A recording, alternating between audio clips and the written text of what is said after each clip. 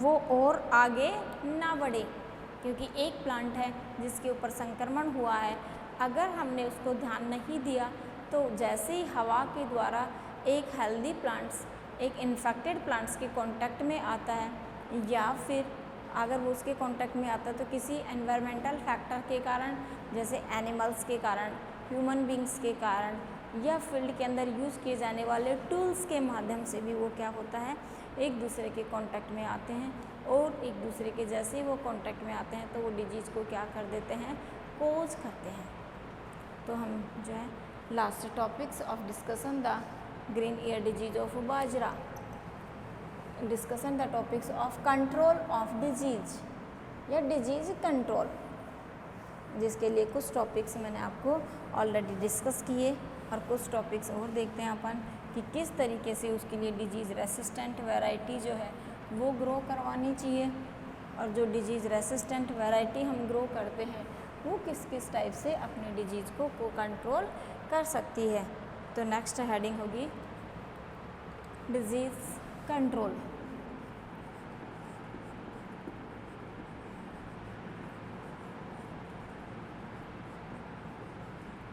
Disease control. So first crop rotation, crop rotation 6 to 8 years, कम से कम 6 से 8 वर्ष तक हमें क्या करना चाहिए, क्रॉप रोटेशन उसके लिए यूज करना चाहिए, जिससे उस फील्ड के अंदर जितने भी स्पोर गिरे हुए हैं वो सारे स्पोर क्या होंगे, एनवायरमेंटल फेवरेबल कंडीशन आने पर जर्मिनेशन तो कर जाएंगे, लेकिन उनको क्या नहीं मिल पाएगा, उनका होस्ट प्लांट बाजरा नहीं मिल पाएगा, और बाजरा जो होस्ट प्लांट है वो नहीं मिल पाने के कारण वो होस्ट के बगैर ऑब्लिगेट है ही, एंडोपैरासाइट फॉर्मेशन में है ही, तो अगर उनको बाजरे की जगह दूसरा जैसे गंवार या फिर कोई बीन्स अगर मिलती है तो वो उसको इन्फेक्टेड नहीं कर पाते हैं, और वो जर्मिनेशन तो कर जाते हैं लेकिन इन्फेक्शन के लिए होस्ट नहीं मिलने से उनकी क्या हो जाती है, डेथ हो जाती है। तो इससे क्या है कि जो सॉइल के अंदर पड़े हुए जितने भी स्पोर थे वो सारे स्पोर क्या होते हैं, जर्मिनेशन के after two germination of death of germinated spores. So use of crop rotation methods, and then next methods of seed borne and soil borne disease.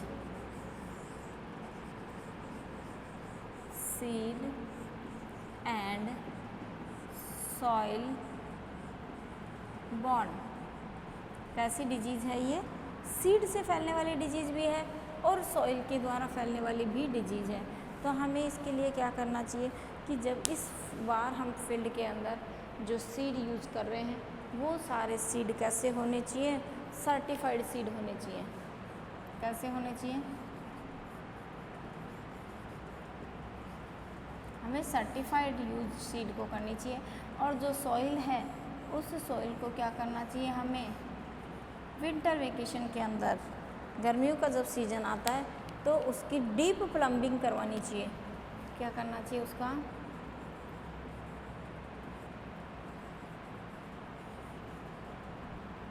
Deep plug करवाना चाहिए उसको। हमें डीप प्लग करवाने का मतलब होता है जब बहुत ज़्यादा गर्मियाँ होती हैं, जैसे मई और जून मंथ, इस मंथ में हमें क्या करना चाहिए कि जो सॉइल सरफेस है उस सॉइल सरफेस को बहुत डिप्थ तक क्या करना चाहिए, उसकी प्लम्बिंग जुताई करवानी चाहिए।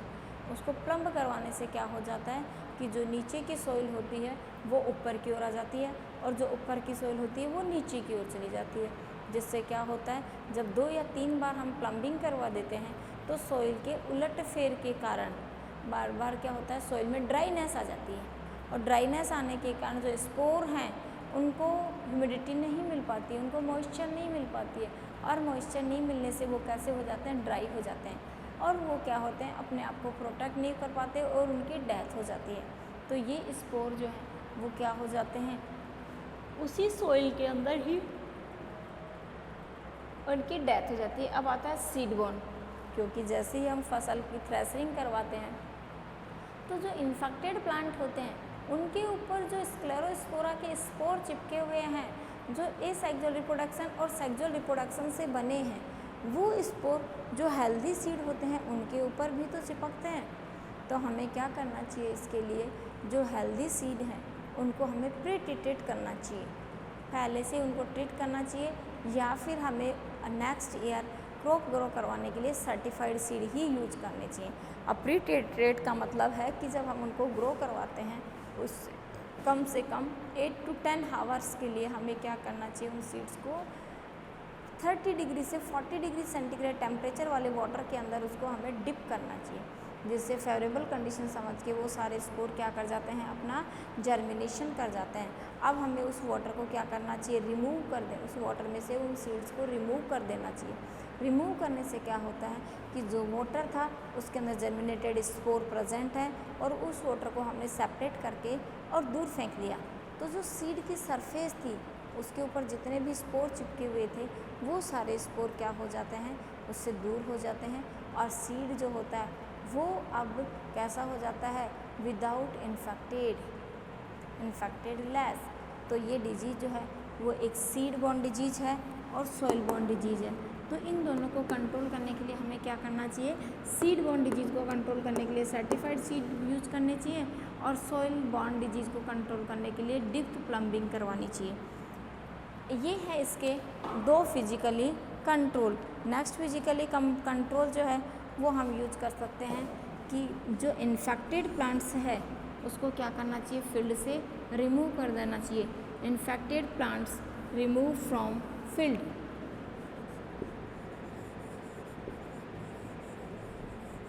Infected plants remove from field. हमें फील्ड से क्या करना चाहिए, जो इन्फेक्टेड प्लांट है उसे रिमूव ही कर देना चाहिए, जिससे क्या होगा कि उस प्लांट के अंदर जो इन्फेक्शन हुआ है उस इन्फेक्शन के अंदर जो फंगस है, जो माइसीलियम है, उस फंगस के जो स्पोर प्रेजेंट है वो दूसरे हेल्दी प्लांट के अंदर ना फैले। उस हेल्दी प्लांट को कंट्रोल करने के लिए, उस हेल्दी प्लांट्स को हेल्दी रखने के लिए और इन्फेक्टेड प्लांट्स को रिमूव करना बहुत नेसेसरी होता है। तो इन्फेक्टेड जो प्लांट पार्ट है उसे हमें फील्ड से रिमूव भी कर देना चाहिए। नेक्स्ट जो आता है वो आता है कि उस डिजीज़ को कंट्रोल करने के लिए हमें डिजीज़ रेसिस्टेंट वैरायटी यूज करनी चाहिए। यूज ऑफ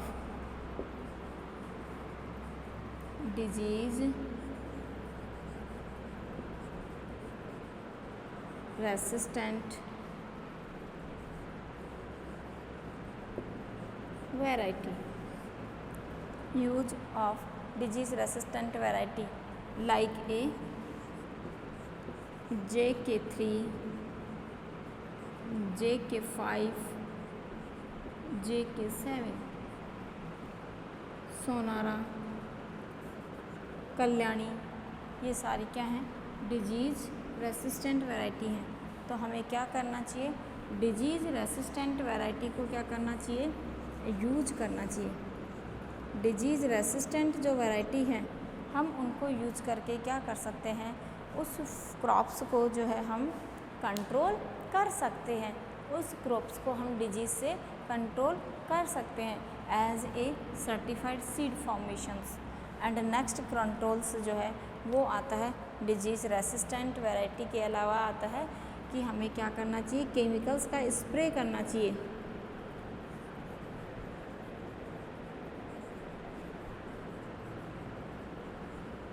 केमिकल्स का क्या करना चाहिए, स्प्रे करना चाहिए।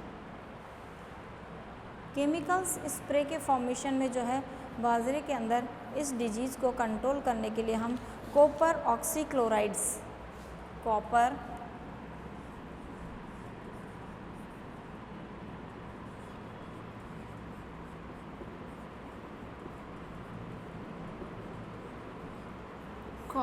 ऑक्सीक्लोराइड किसका यूज करना चाहिए, हमें कॉपर ऑक्सीक्लोराइड का। कॉपर ऑक्सीक्लोराइड जो है उसका हमें क्या करना चाहिए, स्प्रे करना चाहिए केमिकल्स के फॉर्मेशन में। जब हम क्रॉप्स के ऊपर कॉपर ऑक्सीक्लोराइड का स्प्रे करते हैं तो ये डिजीज़ के जो माइसीलियम हैं वो आगे अपनी ग्रोथ नहीं कर पाते और उनकी क्या हो जाती है, डेथ हो जाती है। और उनकी डेथ होने से दूसरे प्लांट्स और वही प्लांट्स जो हैं और अधिक इन्फेक्टेड नहीं हो पाते। एक हमें इसी के साथ साथ जो सॉइल है उसको भी क्या करना चाहिए, डिसइंफेक्टेड करना चाहिए। और जो प्लांट्स हैं उनको भी क्या कर देना चाहिए, रिमूव कर देना चाहिए। तो ये तो हुई अपने डिजीज़ कंट्रोल की बात। अब मैं इसको एक बार आपको शॉर्ट फॉर्मेशन में समझा देती हूँ कि किसी भी डिजीज़ को कंट्रोल करने के लिए या ग्रीन ईयर डिजीज़ ऑफ बाजरा को कंट्रोल करने के लिए डिफरेंट टाइप्स की जो है मेथड्स हैं वो हम यूज कर सकते हैं। जैसे first methods of disease control crop rotation, कि हमें 6 to 8 ईयर्स तक क्या करना चाहिए, क्रॉप रोटेशन अपनाना चाहिए। नेक्स्ट आती है seed and soil born disease है, ये सीड से कोज होती है और सॉइल से ये डिजीज़ कोज होती है।